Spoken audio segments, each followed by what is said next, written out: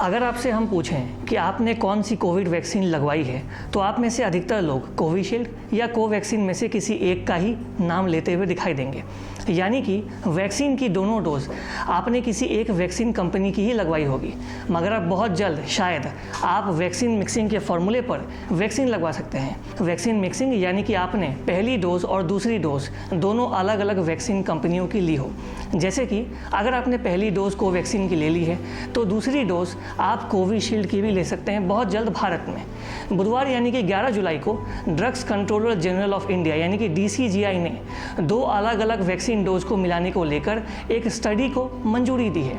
इसके तहत कोवैक्सीन और कोविशील्ड के डोज को मिलाकर देखा जाएगा कि ये कितना सुरक्षित है और ये कितना इफ़ेक्टिव होता है, और कोरोना वायरस संक्रमण से लड़ने में ये इम्यूनिटी को कितनी ज़्यादा मजबूती देती है।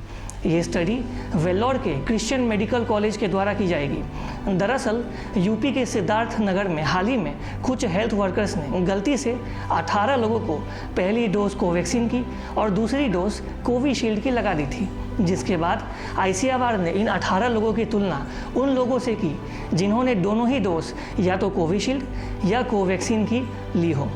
इसमें पाया गया कि दोनों वैक्सीन की अलग अलग डोज की तुलना में एक ही वैक्सीन के 2 डोज से बेहतर इम्यूनिटी मिलती है, और ये अल्फ़ा, डेल्टा और बीटा वेरिएंट पे अधिक असरदार भी होती है। ऐसे में अब DCGI ने वैक्सीन डोजेस की मिक्सिंग को लेकर एक स्टडी को मंजूरी दे दी है।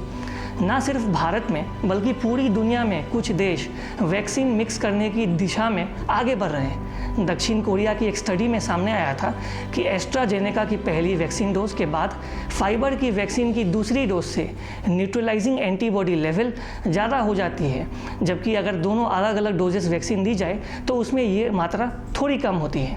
इसी तरह कनाडा की बात करें तो कनाडा में 1 जून को तय किया गया कि जिन्हें एस्ट्राजेनेका की वैक्सीन का पहला डोज लगा है वो फाइज़र या मॉडर्ना की वैक्सीन की दूसरी डोज के तौर पर ले सकते हैं।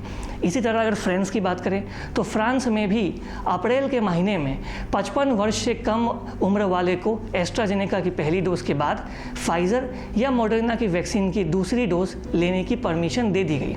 स्पेन ने भी 19 मई को 60 वर्ष से कम उम्र वाले लोगों को एस्ट्राजेनेका की पहली डोज के बाद फाइज़र की दूसरी डोज लेने की परमिशन दे दी थी।